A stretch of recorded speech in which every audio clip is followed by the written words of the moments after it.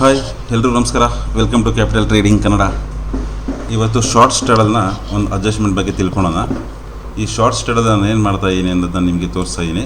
ನಾನು weekly position ಯಾವುದು ತೊಗೊತಾ ಇಲ್ಲ, ತೊಗೊಳೋದು ಮಂತ್ಲಿ ಆರ್ 2 ಮಂತ್ಸು 3 ಮಂತ್ಸು ಈ ಥರ ಪೊಸಿಷನ್ ತೊಗೊತೀನಿ. ಅಂದರೆ 30 ಡೇಸು 60 ಡೇಸು 90 ಡೇಸು ಇಲ್ಲ 45 ಡೇಸು ಈ ಥರ ಒಂದು ಎಕ್ಸ್ಪೈರಿ ಇರೋಂಥ ಪೊಸಿಷನ್ ತೊಗೊತೀನಿ. ಇವತ್ತು 30 ಡೇಸ್ ಎಕ್ಸ್ಪೈರಿದು ಒಂದು ಅಡ್ಜಸ್ಟ್ಮೆಂಟ್ನ ಯಾವ ಥರ ಮಾಡ್ಬೋದು ಅಂತ ನಾವು ತಿಳ್ಕೊಳ್ಳೋಣ. ಅದಕ್ಕೆ ನಾನೇನು ಮಾಡ್ತಾಯಿದ್ದರೆ 2025 ಡಿಸೆಂಬರ್ದು ಆಯಿತಾ ಒಂದು ಎಂಟ್ರಿ ತೊಗೊತಾ ಇದ್ದೀನಿ. ಏನು ಮಾಡ್ತಾಯಿದ್ದೀನಿ, ಬೆಳಗ್ಗೆ 1ನೇ ತಾರೀಕು ಡಿಸೆಂಬರ್ 2025 ಬೆಳಗ್ಗೆ 10 ಕಾಲಿಗೆ, ಅಂದರೆ ಮಾರ್ಕೆಟ್ ಓಪನ್ ಆಗಿದ ತಕ್ಷಣ ನಾವು ಯಾರು ಎಂಟ್ರಿ ತೊಗೊಳಲ್ಲ ಆಯಿತಾ. 1 ಅವರ್ ಇಲ್ಲ 45 ಮಿನಿಟ್ಸ್ ಆದಮೇಲೆ ಎಂಟ್ರಿ ತೊಗೊತೀರಿ. ಎಕ್ಸ್ಪೈರಿ ಯಾವ್ದು ತೊಗೊತಾ ಇದ್ದೀರಿ ಅಂತ ಹೇಳಿದ್ರೆ 30th ಡಿಸೆಂಬರ್ದು ಎಂಟ್ರಿ ತೊಗೊತಾ ಇದ್ದೀರಿ ಆಯಿತಾ. ಇದರೊಳಗೆ ಸ್ಟ್ರೈಕ್ ಪ್ರೈಸ್ನ ಯಾವ ಥರ ಸೆಲೆಕ್ಟ್ ಮಾಡಬೇಕು ಅನ್ನೋದ್ರ ಬಗ್ಗೆ ನಾನು ನಿಮ್ಗೆ ತೋರಿಸ್ತೀನಿ ಆಯಿತಾ. ಇಲ್ಲಿ ನೋಡಿ, ಎಲ್ಲರೂ ATM ತೊಗೊಬೇಕಂತಾರೆ. ಶಾರ್ಟ್ ಸ್ಟಡ್ ಅಂದರೆ ATM ಅಂದರೆ ಇದನ್ನು ತೊಗೊತಾರೆ. ಇದು ಏನು ಮಾಡ್ತಾ ಇದ್ದೀರಿ ಎಲ್ಲರೂ, 228 ರೂಪಾಯಿ ಈ ಕಡೆ ಒಂದಿದೆ, 283 ರೂಪಾಯಿ ಇದೆ. ಆಲ್ಮೋಸ್ಟ್ ನಿಮ್ಗೆ ಎಷ್ಟಿದೆ, 160 ರೂಪಾಯಿ ಹೆಚ್ಚು ಕಡಿಮೆ ಬರ್ತಾಯಿದೆ. 160 ರೂಪಾಯಿ ಚಿಲ್ಲರೆ ನಿಮಗೆ ಡಿಫ್ರೆನ್ಸ್ ಬರ್ತಾಯಿದೆ. ಇದು ಯಾವತ್ತೂ ನಾವು ಸ್ಟ್ರೈಕ್ ಪ್ರೈಸ್ನ ಸೆಲೆಕ್ಟ್ ಮಾಡಬೇಕಾದ್ರೆ ಆ ಥರ ಸೆಲೆಕ್ಟ್ ಮಾಡಬಾರ್ದು. ಏನು ಮಾಡಬೇಕಂತ ಹೇಳಿದ್ರೆ, ಆ ಡಿಸೆಂಬರ್ ಮಂತ್ ಫ್ಯೂಚರ್ ಚೆಕ್ ಮಾಡಬೇಕು. ಡಿಸೆಂಬರ್ ಮಂತ್ ಫ್ಯೂಚರ್ ಏನು ಟ್ರೇಡ್ ಆಗ್ತಾಯಿದೆ, 26,450 ರೂಪಾಯಿ, ಅಂದರೆ 26,450 ಇಲ್ಲ 400 ಆ ಥರ ಸ್ಟ್ರೈಕ್ ಪ್ರೈಸ್ನ ನಾವು ಸೆಲೆಕ್ಟ್ ಮಾಡ್ಕೊಬೇಕಾಗತ್ತೆ. ಇಲ್ಲೇನು ಮಾಡ್ತೀನಿ ನಾನು ಅಂತೇಳಿದ್ರೆ 26,300 ಸ್ಟ್ರೈಕ್ ಪ್ರೈಸ್ ಸೆಲೆಕ್ಟ್ ಮಾಡಲ್ಲ, 26,400 ಇಲ್ಲ 26,450 ಸ್ಟ್ರೈಕ್ ಪ್ರೈಸ್ ಏನಿದೆ ಇದನ್ನು ಸೆಲೆಕ್ಟ್ ಮಾಡ್ತಾಯಿದ್ದೀನಿ. ಇಲ್ಲಿ CEPE ಎರಡು ನಾನು ಏನು ಮಾಡ್ತಾಯಿದ್ದೀನಿ, ATMಲ್ಲಿ ಸೆಲ್ ಮಾಡ್ತಾಯಿದ್ದೀನಿ. ನಮಗೆ ಈ ಸ್ಟ್ರೈಕ್ ಪ್ರೈಸ್ ಮಧ್ಯಕ್ಕೆ ಬರಬೇಕಂತ ಏನಿಲ್ಲ, ನಾವು ಚೆಕ್ ಮಾಡಬೇಕಾಗಿರೋದೇನೆಂದರೆ ಫ್ಯೂಚರ್ ಪ್ರೈಸ್ ಏನು ನಡೀತಾ ಇದೆ, ಅಂದರೆ ಡಿಸೆಂಬರ್ 30ನೇ ತಾರೀಕಿಗೆ ಫ್ಯೂಚರ್ ಪ್ರೈಸ್ ಏನು ನಡೀತಿದೆ ಅದನ್ನು ಚೆಕ್ ಮಾಡ್ಕೊಂಡು ಅದ್ರ ಪ್ರಕಾರ ಟ್ರೇಡ್ ಮಾಡಬೇಕು. ಯಾರು ಸಹ ಅರ್ಧ ಮನಿ ಇಲ್ಲಿ ನಡೀತಿದೆ ಅಂತ ಅರ್ಧ ಮನಿ CEPE ಸೆಲ್ ಮಾಡೋಕ್ಕೆ ಹೋಗಬಾರ್ದು ಆಯಿತಾ. ಫ್ಯೂಚರ್ ಪ್ರೈಸ್ ಮೇಲೇ ಸೆಲ್ ಮಾಡಬೇಕು, ಸೆಲ್ ಮಾಡ್ಕೊಂಡು ಟ್ರೇಡ್ ಮಾಡಬೇಕು. ಇದ್ರ ಬಗ್ಗೆ ಅಡ್ಜಸ್ಟ್ಮೆಂಟ್ ಯಾವ ಥರ ಮಾಡಬೇಕು ಅನ್ನೋದ್ರ ಬಗ್ಗೆ ಒಂದು ಕಣ್ಣ ಇಸ್ಕೊಂಬರೋಣ ಆಯಿತಾ. ಇಲ್ಲೇನು ಮಾಡ್ತಾಯಿದ್ದೀವಿ ನೋಡಿ, ನಮಗೆ ಇಲ್ಲಿ ಎಸ್ಟಿಮೇಟ್ ಮಾರ್ಜಿನ್ ಬಂದ್ಬಿಟ್ಟು ನಮಗೆ 2,28,000 ರೂಪಾಯಿ ಎಸ್ಟಿಮೇಟ್ ಮಾರ್ಜಿನ್ ಬೇಕಾಗುತ್ತೆ.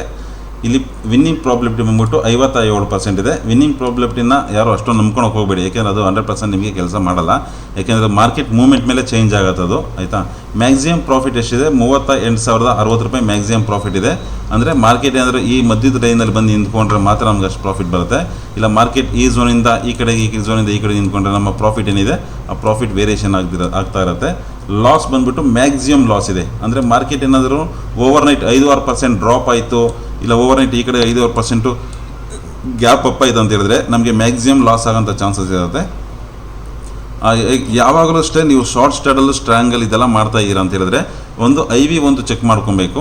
ಆಮೇಲೆ ಯಾವುದೇ ಥರ ಈವೆಂಟ್ ಇರಬಾರ್ದು. ಈವೆಂಟ್ ಇರೋ ಟೈಮಲ್ಲಿ ಯಾವುದೇ ಕಾರಣಕ್ಕೂ ನೀವು ಟ್ರೇಡ್ಗಳನ್ನ ಮಾಡೋಕ್ಕೆ ಹೋಗಬಾರ್ದು. ಈವೆಂಟ್ ಇರೋ ಟೈಮಲ್ಲಿ ಟ್ರೇಡ್ಗಳನ್ನ ಮಾಡಿದ್ರೆ ನಮಗೆ ಲಾಸ್ ಆಗೋಂಥ ಚಾನ್ಸಸ್ ಇರುತ್ತೆ. ಏಕೆಂದರೆ ಈವೆಂಟಲ್ಲಿ ಏನು ನ್ಯೂಸ್ ಬರುತ್ತೆ ಅಂತ ಗೊತ್ತಿಲ್ಲ, ಒಂದು ಗುಡ್ ನ್ಯೂಸು ಇಲ್ಲ ಬ್ಯಾಡ್ ನ್ಯೂಸ್ ಏನೋ ಬರ್ಬೋದು. ಮಾರ್ಕೆಟ್ ಇಮಿಡಿಯೇಟ್ ಗ್ಯಾಪ್ ಡೌನ್ ಇಲ್ಲ ಗ್ಯಾಪ್ ಅಪ್ ಆಗೋಂಥ ಚಾನ್ಸಸ್ ಇರುತ್ತೆ.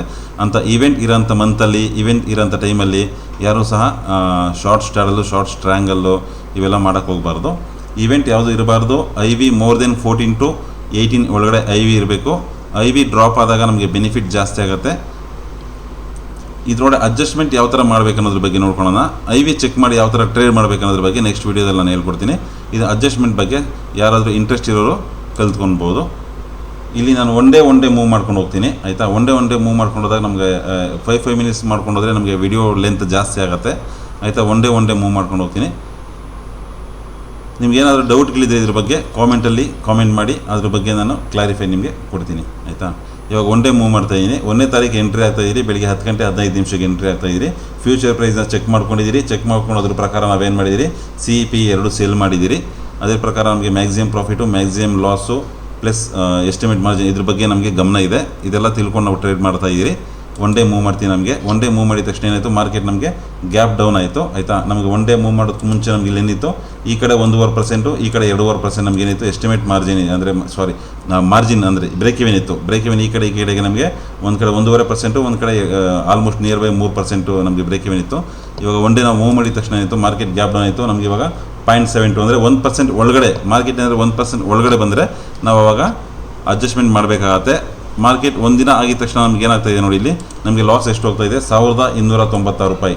ಅಂದರೆ ನಾವು ಟ್ರೇಡ್ ಮಾಡಬೇಕಾದ್ರೆ ಮಾರ್ಕೆಟ್ ಲೆವೆಲ್ ಬಂದ್ಬಿಟ್ಟು ಇಲ್ಲಿ 26,450 ಇತ್ತು ಆಯಿತಾ, ನಾವು ತೊಗೊಂಡಾಗ ಆಯಿತಾ. ಸಾರಿ, ನಾವು ತೊಗೊಂಡಿರೋ ಸ್ಟ್ರೈಕ್ ಪ್ರೈಸ್ ಅದು 26,450 ನಾವು ತೊಗೊಂಡಿರೋಂಥ ಸ್ಟ್ರೈಕ್ ಪ್ರೈಸು.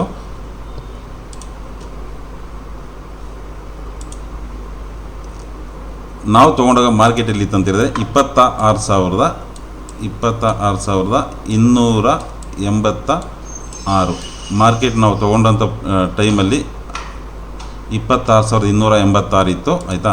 ಒನ್ ಡೇ ನಾವು ಮೂವ್ ಮಾಡಿದ ತಕ್ಷಣ ನಮಗೆ ಆಲ್ಮೋಸ್ಟ್ 230 ಪಾಯಿಂಟ್ ಗ್ಯಾಪ್ ಡೌನ್ ಆಯಿತು. 230 ಪಾಯಿಂಟ್ ಗ್ಯಾಪ್ ಡೌನ್ ಆಗಿದ ತಕ್ಷಣ 230 ಪಾಯಿಂಟ್ ಗ್ಯಾಪ್ ಡೌನ್ ಆಗಿದ ತಕ್ಷಣ ನಮಗೆ ಎಷ್ಟಾಗಿದೆ, 1,290 ರೂಪಾಯಿ ಲಾಸ್ ಆಗ್ತದೆ. ಈ ಟೈಮಲ್ಲಿ ನಾವು ಅಡ್ಜಸ್ಟ್ಮೆಂಟ್ ಮಾಡ್ಬೋದು. ನಮ್ಗೆ ಈ ಕಡೆ ಇನ್ನೂ ನಮ್ಮ ಮಾರ್ಕೆಟ್ ಎಷ್ಟು ಬೀಳ್ಬೋದು ಅನ್ನೋದು ನಮಗೆ ಗೊತ್ತಿಲ್ಲ ಆಯಿತಾ. ಒಂದು ಅಂದಾಜು ಮೇಲೆ ನಾವೇನು ಮಾಡಬೇಕಾಗತ್ತೆ ಅಂದರೆ ಅಡ್ಜಸ್ಟ್ಮೆಂಟ್ ಯಾವುದೇ ಕಾರಣಕ್ಕೂ 2 ಟೈಮ್ ಮಾತ್ರ ಅಡ್ಜಸ್ಟ್ಮೆಂಟ್ ಮಾಡಬೇಕು. 2 ಟೈಮ್ ಮೇಲೆ ಅಡ್ಜಸ್ಟ್ಮೆಂಟ್ ಬರ್ತಾ ಇದೆ ಅಂತ ಹೇಳಿದ್ರೆ ಈವನ್ ಪ್ರಾಫಿಟ್ ಆರ್ ಲಾಸ್ ನೀವು ಮಾರ್ಕೆಟಿಂದ ಆಚೆ ಬರಬೇಕಾಗತ್ತೆ ಆಯಿತಾ. ಇವಾಗ ಏನು ಮಾಡ್ತೀನಿ ನಾನು, ಇವಾಗ 26,057 ಮಾರ್ಕೆಟ್ ನಡೀತಿದೆ. ನನಗನ್ಸುತ್ತೆ ಮಾರ್ಕೆಟ್ ಮ್ಯಾಕ್ಸಿಮಮ್ ಬಿದ್ದರೆ 25,700ವರೆಗೂ ಬೀಳ್ಬೋದು ಅಂತ ಒಂದು ಐಡಿಯಾ, ಅದು ಒಂದು ಅಂದಾಜು ಮೇಲೆ ಟ್ರೇಡ್ ಮಾಡಬೇಕೇ ಹೊರತು ಯಾರು ಕನ್ಫರ್ಮ್ ಆಗಿ ಇಷ್ಟೇ ಹೋಗುತ್ತೆ ಇಷ್ಟೇ ಬರುತ್ತೆ ಅಂತ ಯಾರು ಹೇಳೋಕ್ಕಾಗಲ್ಲ. ಇವಾಗ ನಮ್ದು ಏನಾಯ್ತು ಅಂತ ಹೇಳಿದ್ರೆ ಶಾರ್ಟ್ ಸ್ಟ್ಯಾಡಲ್ಲಿ ಇದ್ದಿದ್ದು ಇವಾಗ ಶಾರ್ಟ್ ಸ್ಟ್ರ್ಯಾಂಗಲ್ ಆಯಿತು. ಮುಂಚೆ ನಾನು ಇದನ್ನು ಎರಡೂ ಮಾಡೋದಕ್ಕೂ ಮುಂಚೆ ಏನಿತ್ತು ಇಲ್ಲಿ ನೋಡಿ, ಇಲ್ಲಿ ಶಾರ್ಟ್ ಸ್ಟ್ರ್ಯಾಂಗಲ್ ಇತ್ತು. ನಾನು ಎಂಟ್ರಿ ಆದಾಗ ನಾನು ಅಡ್ಜಸ್ಟ್ಮೆಂಟ್ ಮಾಡಿದ ತಕ್ಷಣ ಇದ್ದಂಗೆ ಶಾರ್ಟ್ ಸ್ಟ್ರ್ಯಾಂಗಲ್ ಥರ ಆಯಿತು. ಇವಾಗ ನೆಕ್ಸ್ಟ್ ಒನ್ ಡೇ ಮೂವ್ ಮಾಡೋಣ. ಇವಾಗ ನಮ್ಗೆ ಇನ್ವೆಸ್ಟ್ಮೆಂಟ್ ಜಾಸ್ತಿ ಬೇಕಾಗುತ್ತೆ. ಯಾವುದೇ ಕಾರಣಕ್ಕೂ ನೀವು ಆಪ್ಷನ್ ಸೆಲ್ಲಿಂಗಲ್ಲಿ ಅಡ್ಜಸ್ಟ್ಮೆಂಟ್ ಮಾಡ್ತೀರಾ ಅಂತ ಹೇಳಿದ್ರೆ ನೀವು ಕ್ಯಾಪಿಟಲ್ ಜಾಸ್ತಿ ಮಾಡ್ಕೊಬೇಕಾಗತ್ತೆ ಆಯಿತಾ. ಯಾಕೆ ಅಂತ ಹೇಳಿದ್ರೆ ನೀವು ನಿಮ್ಮ ಏನು ಕ್ಯಾಪಿಟಲ್ ಇದೆ ನಿಮ್ಮ ಕ್ಯಾಪಿಟಲಲ್ಲಿ 40% ಮಾತ್ರ ಡಿಪ್ಲಾಯ್ ಮಾಡಬೇಕು, ಇನ್ನು 60%ನ ಅಡ್ಜಸ್ಟ್ಮೆಂಟ್ಗಿಂತ ಮಾಡ್ಕೊಬೇಕಾಗತ್ತೆ. ಇಲ್ಲಿ ನಮಗೆ ಅಡ್ಜಸ್ಟ್ಮೆಂಟ್ ಮಾಡಿದ್ಮೇಲೆ ನಮಗೆ 4,54,000 ರೂಪಾಯಿ ನಮಗೆ ಇನ್ವೆಸ್ಟ್ಮೆಂಟ್ ಆಗುತ್ತೆ. ಇವಾಗ ಒನ್ ಡೇ ಮೂವ್ ಮಾಡ್ತೀನಿ, ನೆಕ್ಸ್ಟ್ ಏನಾಗುತ್ತೆ ಅಂತ ನೋಡೋಣ. ಮಾರ್ಕೆಟ್ ಒನ್ ಡೇ ಮೂವ್ ಮಾಡಿದ ತಕ್ಷಣ ನಮ್ಗೆ ಎಷ್ಟಾಯಿತು, ಮಾರ್ಕೆಟು 3,542 ರೂಪಾಯಿ ಪ್ರಾಫಿಟ್ ಆಯಿತು ಆಯಿತಾ. ನಮಗೆ ಇವಾಗ ಮ್ಯಾಕ್ಸಿಮಮ್ ಪ್ರಾಫಿಟು 38,000 ರೂಪಾಯಿ ಇದೆ. ಮಾರ್ಕೆಟ್ ಏನಾದರೂ ಈ ರೇಂಜಿಂದ ಈ ರೇಂಜ್ ಒಳಗಡೆ ನಿಂತ್ಕೊಂಡ್ರೆ 38,000 ರೂಪಾಯಿ ಪ್ರಾಫಿಟ್ ಬರುತ್ತೆ ನಮಗೆ ಮ್ಯಾಕ್ಸಿಮಮ್ ಪ್ರಾಫಿಟು. ಈ ರೇಂಜಿಂದ ಈ ಕಡೆಗೆ ಏನಾದರೂ ನಿಂತ್ಕೊಂಡ್ರೆ, ಇಲ್ಲ ಈ ರೇಂಜಿಂದ ಈ ಕಡೆ ನಿಂತ್ಕೊಂಡ್ರೆ ಮ್ಯಾಕ್ಸಿಮಮ್ ಪ್ರಾಫಿಟ್ ಸ್ವಲ್ಪ ಕಡಿಮೆ ಆಗುತ್ತೆ. ಇವಾಗ ನೆಕ್ಸ್ಟ್ ಒನ್ ಡೇ ಮೂವ್ ಮಾಡ್ಕೊಂಡು ಹೋಗೋಣ. ಒನ್ ಡೇ ಮೂವ್ ಮಾಡ್ತಾ ಇದ್ದೀನಿ. 5,900 ರೂಪಾಯಿ ಆಯಿತು. ಇವಾಗ 3,000 ಚಿಲ್ಲರೆ ಇದ್ದು ನಮಗೆ 5,000 ರೂಪಾಯಿ ಪ್ರಾಫಿಟ್ ಆಯಿತು. ನೆಕ್ಸ್ಟ್ ಒನ್ ಡೇ ಮೂವ್ ಮಾಡ್ತೀನಿ. 7,200 ರೂಪಾಯಿ ಪ್ರಾಫಿಟ್ ಆಯಿತು. ನೆಕ್ಸ್ಟ್ ಒನ್ ಡೇ ಮೂವ್ ಮಾಡ್ತೀನಿ. 9,700 ರೂಪಾಯಿ ಪ್ರಾಫಿಟ್ ಆಯಿತು. ನಮ್ಮದು ಒಂದು ರೂಲ್ಸ್ ಏನಂತ ಹೇಳಿದ್ರೆ, ಯಾವಾಗ ಮ್ಯಾಕ್ಸಿಮಮ್ ಪ್ರಾಫಿಟಲ್ಲಿ ಆಯಿತಾ 30 to 40% ಬರುತ್ತೆ ಆವಾಗ ನಾವು ಎಕ್ಸಿಟ್ ಆಗಬೇಕಂತ ಫಸ್ಟ್ ರೂಲ್ಸ್ ಇದೆ ನಮಗೆ ಆಪ್ಷನ್ ಸೆಲ್ಲಿಂಗಲ್ಲಿ. ಬಟ್ ನಾವು ಮಂತ್ ಎಂಡ್ವರೆಗೂ ವೆಯ್ಟ್ ಮಾಡೋಣ. ಮಂತ್ ಎಂಡ್ವರೆಗೂ ಏನಾಗುತ್ತೆ ಅನ್ನೋದು ನಾವು ಹಂಗೆ ಬಿಟ್ಬಿಟ್ರೆ ಅನ್ನೋದು ಒಂದು ಮೈಂಡಲ್ಲಿ ಮಾಡ್ಕೊಂಡು ನಾವು ಟ್ರೇಡ್ ಮಾಡ್ಕೊಂಡು ಹೋಗೋಣ. ನೆಕ್ಸ್ಟ್ ಒನ್ ಡೇ ಮೂವ್ ಮಾಡ್ತೀನಿ. 9,200 ರೂಪಾಯಿ ಪ್ರಾಫಿಟ್ ನಡೀತಾ ಇದೆ. ನೆಕ್ಸ್ಟ್ ಒನ್ ಡೇ ಮೂವ್ ಮಾಡಿದೆ. 14,000 ಆಯಿತು ಪ್ರಾಫಿಟ್ ನಮ್ಮದು. 9,200 ಇದ್ದಿದ್ದು 14,000 ರೂಪಾಯಿ ಪ್ರಾಫಿಟ್ ಆಯಿತು. ಇವಾಗ ನಮಗೆ ಎಷ್ಟಿದೆ, 10 ದಿನ ನಾವು ಎಂಟ್ರಿ ಆಗಿದ್ದು 1ನೇ ತಾರೀಕು ಎಂಟ್ರಿ ಆದ್ರಿ. 1ನೇ ತಾರೀಕಿಂದ 10 ಡೇಸ್ ಆಗಿದೆ. 10 ಡೇಸ್ಗೆ ನಮಗೆ 14,000 ರೂಪಾಯಿ ಪ್ರಾಫಿಟ್ ಆಗಿದೆ. ಅಂದರೆ ನಮ್ಮ ಇನ್ವೆಸ್ಟ್ಮೆಂಟ್ ಮೇಲೆ 3% ರಿಟರ್ನ್ ಬಂದಿದೆ. ನೆಕ್ಸ್ಟ್ ಒನ್ ಡೇ ಮೂವ್ ಮಾಡ್ತೀನಿ ನಾನು. 14,900 ರೂಪಾಯಿ ಪ್ರಾಫಿಟ್ ಆಯಿತು. ನೆಕ್ಸ್ಟ್ ಒನ್ ಡೇ 17,700 ರೂಪಾಯಿ ಆಯಿತು ಆಯಿತಾ. 4% ಆಲ್ಮೋಸ್ಟ್ ನಿಯರ್ ಬೈ 4% ನಮಗೆ ರಿಟರ್ನ್ ಸಿಕ್ಕಿದೆ ನಮ್ಮ ಇನ್ವೆಸ್ಟ್ಮೆಂಟ್ ಮೇಲೆ ಆಯಿತಾ. ನೆಕ್ಸ್ಟ್ ಒನ್ ಡೇ ಮೂವ್ ಮಾಡ್ತೀನಿ. 20,700 ರೂಪಾಯಿ ಪ್ರಾಫಿಟ್ ಆಯಿತು.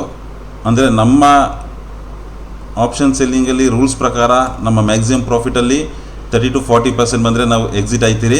ಬಟ್ ಇಲ್ಲೇನಾಗಿದೆ, ನಮಗೆ ಆಲ್ಮೋಸ್ಟ್ ಮ್ಯಾಕ್ಸಿಮಮ್ ಪ್ರಾಫಿಟ್ನಲ್ಲಿ ನಮಗೆ ಮೋರ್ ದೆನ್ 50% ರಿಟರ್ನ್ ಬಂದಿದೆ. ಬಟ್ ನಾವು ಸ್ಟಿಲ್ ಮಂತ್ ಎಂಡ್ವರೆಗೂ ಕಂಟಿನ್ಯೂ ಮಾಡೋಣ. 15ನೇ ತಾರೀಕು ಇವಾಗ ನಡೀತಾ ಇರೋದು ಬಂದುಬಿಟ್ಟು ಡಿಸೆಂಬರ್ 15ನೇ ತಾರೀಕು ನಡೀತಾ ಇದೆ. ನಾವು ಎಂಟ್ರಿ ಆಗಿದ್ದು ಡಿಸೆಂಬರ್ 1 10 ಗಂಟೆ 15 ನಿಮಿಷಕ್ಕೆ ಎಂಟ್ರಿ ಆದ್ರಿ ಆಯಿತಾ. ನೆಕ್ಸ್ಟ್ ಒನ್ ಡೇ ಮೂವ್ ಮಾಡ್ತೀನಿ. ಇವಾಗ 21,000 ಪ್ರಾಫಿಟ್ ಆಯಿತು. ನೆಕ್ಸ್ಟ್ ಒನ್ ಡೇ ಮೂವ್ ಮಾಡ್ತೀನಿ. 22,246 ರೂಪಾಯಿ ಪ್ರಾಫಿಟ್ ನಡೀತಾ ಇದೆ. ನೆಕ್ಸ್ಟ್ ಒನ್ ಡೇ ಮೂವ್ ಮಾಡ್ತೀನಿ. 23,130 ರೂಪಾಯಿ ಪ್ರಾಫಿಟ್ ನಡೀತಿದೆ. ನಮಗೆ ಡೇಟ್ ಆಗಿದೆ 18ನೇ ತಾರೀಕು ಆಯಿತಾ. 18 ಡಿಸೆಂಬರ್ ಆಗಿದೆ. 23,000 ರೂಪಾಯಿ ಪ್ರಾಫಿಟ್ ನಡೀತಾ ಇದೆ. ನೆಕ್ಸ್ಟ್ ಒನ್ ಡೇ ಮೂವ್ ಮಾಡ್ತೀನಿ. 29,987 ರೂಪಾಯಿ ಪ್ರಾಫಿಟ್ ನಡೀತಾ ಇದೆ. 19ನೇ ತಾರೀಕು ಡೇಟ್ ಆಗಿದೆ ನಮಗೆ.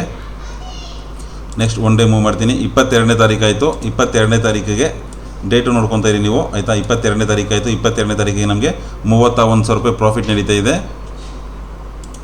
ಆಯಿತಾ. ಮ್ಯಾಕ್ಸಿಮಮ್ ಪ್ರಾಫಿಟ್ ಎಷ್ಟಿದೆ, 38,600 ರೂಪಾಯಿ ಪ್ರಾಫಿಟ್ ಇದೆ. ನೆಕ್ಸ್ಟ್ ಒನ್ ಡೇ ಮೂವ್ ಮಾಡ್ತೀನಿ. 32,155 ರೂಪಾಯಿ ಪ್ರಾಫಿಟ್ ನಡೀತಾ ಇದೆ. ನೆಕ್ಸ್ಟ್ ಒನ್ ಡೇ ಮೂವ್ ಮಾಡ್ತೀನಿ. 33,985 ರೂಪಾಯಿ ಪ್ರಾಫಿಟ್ ನಡೀತಿದೆ. ನಮಗೆ ಎಕ್ಸ್ಪೈರಿ ಹತ್ತಿರ ಬರ್ತಾ ಇದೆ ಡೇಟು. ಎಕ್ಸ್ಪೈರಿ ಬಂದ್ಬಿಟ್ಟು 30 ತಾರೀಕು ಡಿಸೆಂಬರ್ ಇರೋದು. ಇವಾಗ ಡೇಟ್ ನಡೀತಾ ಇದೆ 24 December. Next one day move ಮಾಡ್ತೀನಿ. 26 ಡಿಸೆಂಬರ್ಗೆ ಬಂದ್ರಿ, ನಾವೇನು ಮಾಡಿದ್ರಿ 37,537 ರೂಪಾಯಿ ಪ್ರಾಫಿಟ್ ನೀಡಿದೆ. ನಮ್ಮ ಮ್ಯಾಕ್ಸಿಮಮ್ ಪ್ರಾಫಿಟಲ್ಲಿ ಆಲ್ಮೋಸ್ಟ್ 90% ರಿಟರ್ನ್ ಬಂದುಬಿಟ್ಟಿದೆ ನಮಗೆ ಮ್ಯಾಕ್ಸಿಮಮ್ ಪ್ರಾಫಿಟ್ನಲ್ಲಿ. ನೆಕ್ಸ್ಟ್ ಒನ್ ಡೇ ಮೂವ್ ಮಾಡ್ತೀನಿ. ಎಕ್ಸ್ಪೈರಿಗೆ ಹತ್ರ ಬಂದಿರಿ ನಾವು, ಆಲ್ಮೋಸ್ಟ್ 29ನೇ ತಾರೀಕು ಡಿಸೆಂಬರ್ 29 ಇವಾಗ ನಮಗೆ ಪ್ರಾಫಿಟ್ ಓಡ್ತಾ ಇದೆ 38,125 ರೂಪಾಯಿ. ಆಲ್ಮೋಸ್ಟ್ 99.5% ನಮಗೆ ರಿಟರ್ನ್ ಸಿಕ್ಕಿದೆ ನಮ್ಮ ಇನ್ವೆಸ್ಟ್ಮೆಂಟ್ ಮೇಲೆ, ಮ್ಯಾಕ್ಸಿಮಮ್ ಪ್ರಾಫಿಟ್ ಮೇಲೆ 99.5% ನಮಗೆ ಆಲ್ಮೋಸ್ಟ್ ರಿಟರ್ನ್ ಸಿಕ್ಬಿಟ್ಟಿದೆ. ನೆಕ್ಸ್ಟ್ ಒನ್ ಡೇ ಮೂವ್ ಮಾಡ್ತೀನಿ. ಎಕ್ಸ್ಪೈರಿಗೆ ಬಂದಿರಿ ನಾವು 30th ಡಿಸೆಂಬರ್, ಇಲ್ಲಿ ಡೇಟ್ ನೋಡ್ಕೊಳ್ಳಿ ನೀವು, 30th ಡಿಸೆಂಬರ್ಗೆ ನಾವು ಬಂದುಬಿಟ್ರಿ ಆಯಿತಾ. ಎಕ್ಸ್ಪೈರಿ ದಿನ ಅಲ್ಲಿ ಬಂದಿದ್ದೀರಿ ನಾವು. ನಮ್ಗೆ ಮ್ಯಾಕ್ಸಿಮಮ್ ಪ್ರಾಫಿಟ್ ಇದೆ 38,600 ರೂಪಾಯಿ ಪ್ರಾಫಿಟ್ ಇದೆ. ಇವಾಗ ನಮ್ಮದು ಪ್ರಾಫಿಟ್ ರನ್ನಿಂಗಲ್ಲಿದೆ 38,025. ಇವಾಗ 1 ಅವರ್ ಮೂವ್ ಮಾಡೋಣ. 1 ಅವರ್ ಮೂವ್ ಮಾಡಿದ್ರಿ 38,424 ರೂಪಾಯಿ ಪ್ರಾಫಿಟ್. ನೆಕ್ಸ್ಟ್ 1 ಅವರ್ ಮೂವ್ ಮಾಡಿದ್ರಿ. ನೆಕ್ಸ್ಟ್ 1 ಅವರ್ ಆಲ್ಮೋಸ್ಟ್ ನಾವೇನು ಮಾಡಿದ್ರಿ ಎಕ್ಸ್ಪೈರಿಗೆ ಹತ್ರ ಬಂದುಬಿಟ್ರಿ. ನಮ್ಮ ಆಲ್ಮೋಸ್ಟ್ ಎಕ್ಸ್ಪೈರಿ ದಿನ ನಮ್ಮದು ಪ್ರೀಮಿಯಮು ಸಹ ಆಲ್ಮೋಸ್ಟ್ ಮೆಲ್ಟ್ ಆಗಿಬಿಟ್ಟಿರುತ್ತೆ ಆಯಿತಾ. ಇವಾಗ ನಮ್ಮ ಪ್ರಾಫಿಟ್ ನಡೀತಾ ಇದೆ. ಆಲ್ಮೋಸ್ಟ್ ನಮ್ಮ ಪ್ರಾಫಿಟ್ ಇದೆ 38,606 ರೂಪಾಯಿ. ನಮ್ಮದೇನಿದೆ ಮ್ಯಾಕ್ಸಿಮಮ್ ಪ್ರಾಫಿಟಲ್ಲಿ ನಮ್ಗೆ ಆಲ್ಮೋಸ್ಟ್ 100% ನಮಗೆ ರಿಟರ್ನ್ ಸಿಕ್ಬಿಟ್ಟಿದೆ. ಇದು ಅಡ್ಜಸ್ಟ್ಮೆಂಟ್ ಈ ಥರ ಮಾಡಿಕೊಂಡು ನಾವು ಟ್ರೇಡ್ ಮಾಡಬೇಕು. ಅಡ್ಜಸ್ಟ್ಮೆಂಟ್ ಯಾವ ಥರ ಮಾಡಿದೆ ಅಂತ ಗೊತ್ತಾಗಿರುತ್ತೆ ನಿಮಗೆ ಅಂದ್ಕೊತೀನಿ. ಯಾಕೆ ಅಂತ ಹೇಳಿದ್ರೆ ಅಡ್ಜಸ್ಟ್ಮೆಂಟ್ ಮಾಡಬೇಕಾದ್ರೆ ನಮಗೆ ಮಾರ್ಕೆಟ್ ನೆಕ್ಸ್ಟು ಇವಾಗ ಇಷ್ಟು ಮೂಮೆಂಟ್ ಕೊಟ್ಟಿದೆ, ಇನ್ನು ಎಷ್ಟು ಮೂಮೆಂಟ್ ಮ್ಯಾಕ್ಸಿಮಮ್ ಕೊಡ್ಬೋದು ಅನ್ನೋದು ಒಂದು ಐಡಿಯಾ ಇರಬೇಕು ನಮಗೆ. ಆಮೇಲೆ IV ಒಂದು ಚೆಕ್ ಮಾಡ್ಕೊಬೇಕು. ಮಾರ್ಕೆಟು ಯಾವಾಗಲೇ ಸಹ ಶಾರ್ಟ್ ಸ್ಟ್ರ್ಯಾಂಗಲ್ಲು ಇಲ್ಲ ಐರನ್ ಕೌಂಟರ್ ಮಾಡ್ತಾ ಇದ್ದೀವಿ ಅಂದರೆ ಮಾರ್ಕೆಟು ಸೈಡ್ ವೇಸ್ ಹೋಗುತ್ತೆ 100% ಈ ಮಂತು, ಇಲ್ಲ ನೆಕ್ಸ್ಟ್ ಮಂತು ಸೈಡ್ ವೇಸಲ್ಲಿ ಇರುತ್ತೆ ಅನ್ನೋ ಒಂದು ಪ್ರಿಡಿಕ್ಷನ್ ನಮಗೆ ಗೊತ್ತಿರಬೇಕು. ಯಾವಾಗ ಮಾರ್ಕೆಟ್ 2 ತಿಂಗಳು 3 ತಿಂಗಳು ರ್ಯಾಲಿ ಕೊಟ್ಟು ಒಂದು ಸೈಡ್ ವೇಸ್ ಮಾಡೋಂಥ ಚಾನ್ಸಸ್ ಇರುತ್ತೆ, ಅಂಥ ಟೈಮಲ್ಲಿ ಮಾತ್ರ ಈ ಒಂದು ಸಿನಾರಿಯೋಗಳನ್ನ ಅಪ್ಲೈ ಮಾಡಬೇಕಾಗತ್ತೆ. ಯಾವ್ಯಾವ scenario? Short strangle, iron condor, iron butterfly ಬಿಡಿ. ಐರನ್ ಬಟರ್ಫ್ಲೈ ಅದು ಮಾಡೋದ್ರಿಂದ ಏನು ಪ್ರಯೋಜನ ಇಲ್ಲ ಆಯಿತಾ. ಈ 3 ಸ್ಟ್ರಾಟಜಿ ಏನು ಮಾಡ್ತೀವಿ ನಾವು, ಆ 3 ಸ್ಟ್ರಾಟಜಿ ಮಾಡಬೇಕಂದ್ರೆ ನಮಗೆ ಮಾರ್ಕೆಟ್ನ ಮೂಮೆಂಟು, ಮಾರ್ಕೆಟ್ನ ಸನ್ನಿವೇಶ, ಮಾರ್ಕೆಟ್ ಏನಾಗುತ್ತೆ, ಹಿಂದೆ ಏನಾಗಿದೆ, ಮುಂದೆ ಏನಾಗ್ಬೋದು ಅನ್ನೋದ್ರ ಬಗ್ಗೆ ನಾವು ತಿಳ್ಕೊಂಡಿದ್ರೆ ಮಾತ್ರ ಈ ಸ್ಟ್ರಾಟಜಿಗಳನ್ನ ಅಪ್ಲೈ ಮಾಡಿ ನಾವು ಟ್ರೇಡ್ ಮಾಡ್ಬೋದು ಆಯಿತಾ. ಎಲ್ಲರೂ ಶಾರ್ಟ್ ಸ್ಟ್ರ್ಯಾಂಗಲ್ ಮಾಡ್ತೀರಾ, ಮಾಡಬೇಕಾದ್ರೆ ದಯವಿಟ್ಟು ಹುಷಾರಾಗಿ ಮಾಡಿ. ಏಕೆ ಅದರೊಳಗೆ ಮ್ಯಾಕ್ಸಿಮಮ್ ಪ್ರಾಫಿಟ್ ಎಷ್ಟಿರುತ್ತೆ ಅದಕ್ಕಿಂತ 10 times ಲಾಸ್ ಆಗೋಂಥ ಚಾನ್ಸಸ್ ಇರುತ್ತೆ.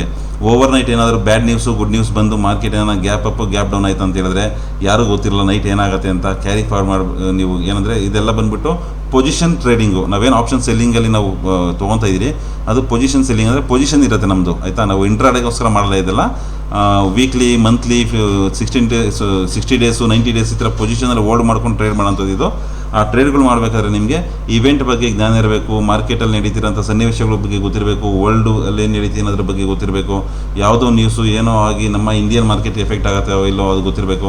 90% ನಾವು ತಿಳ್ಕೊಬೇಕು. 10% ನಮ್ಮ ಕೈಲಿ ಇರಲ್ಲ. 10% ಏನೂ ಮಾಡೋಕ್ಕಾಗಲ್ಲ. ಅಂಥ ಸನ್ನಿವೇಶ ಬಂತಂತ ಹೇಳಿದ್ರೆ ಯಾರು ಸಹ ಎಂತೆಂಥ ಎಕ್ಸ್ಪರ್ಟ್ಗಳಿದ್ರೂ ಸಹ ಏನೂ ಮಾಡೋಕ್ಕಾಗಲ್ಲ. ಎಷ್ಟೋ ಜನ ಈ ಒಂದು ಸನ್ನಿವೇಶ ಏನಾಗಿದೆ ಈ ಫೆಬ್ರವರಿ, ಮಾರ್ಚ್, ಏಪ್ರಿಲಲ್ಲಿ ಏನು ನಡೀತಿದೆ, ಈ ಯುದ್ಧ ಪೀಡಿತ ಏನು ನಡೀತಾ ಇದೆ ಅಂಥ ಸನ್ನಿವೇಶದಲ್ಲಿ ಎಷ್ಟೋ ಜನ ದೊಡ್ಡ ಟ್ರೇಡರ್ಗಳು ಸಹ ತುಂಬ ಲಾಸ್ ಮಾಡ್ಕೊಂಡ್ಬಿಟ್ಟಿದ್ದಾರೆ ಆಯಿತಾ. ಅದಕ್ಕೋಸ್ಕರ ನೀವು ಟ್ರೇಡ್ ಮಾಡಬೇಕಾದ್ರೆ ನಿಮ್ಮ ಟ್ರೇಡಿಂಗ್ ಬಗ್ಗೆ ಗಮನ ಇರಲಿ ಆಯಿತಾ. ಹುಷಾರಾಗಿ ನೋಡ್ಕೊಂಡು ಟ್ರೇಡ್ ಮಾಡಿ ಅಂತ ಎಲ್ರಿಗೂ ಹೇಳ್ತಾ ಇದ್ದೀನಿ. ಆಲ್ ದ ಬೆಸ್ಟ್ ಎಲ್ರಿಗೂ. ಇಲ್ಲಿವರೆಗೂ ವಿಡಿಯೋ ನೋಡೋಕ್ಕೆ ಧನ್ಯವಾದಗಳು. ಎಲ್ರಿಗೂ ಸಕ್ಸಸ್ ಆಗಲಿ ಅಂತ ದೇವರಲ್ಲಿ ಕೇಳ್ಕೊತ ನನ್ನ ಈ ವಿಡಿಯೋನ ಮುಗಿಸ್ತಾ ಇದ್ದೀನಿ. ಥ್ಯಾಂಕ್ ಯು, ಧನ್ಯವಾದಗಳು.